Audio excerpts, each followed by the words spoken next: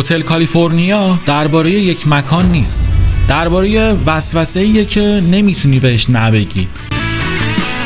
جایی که نورها خیره کنندن اما هیچکس حقیقت رو نمیبینه.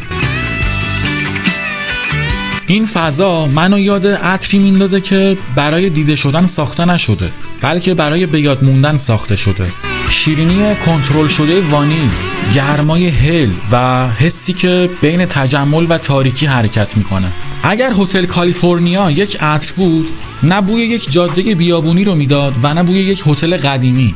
بوی مردی رو میداد که وارد مهمونی میشه و همه حضورش رو حس میکنن. بعضی از موزیکا از ذهنت بیرون نمیرن، بعضی از عطرها هم همینطور. تام فورد نویر اکستریم، بوی تجمل در تاریک ترین ساعت شب.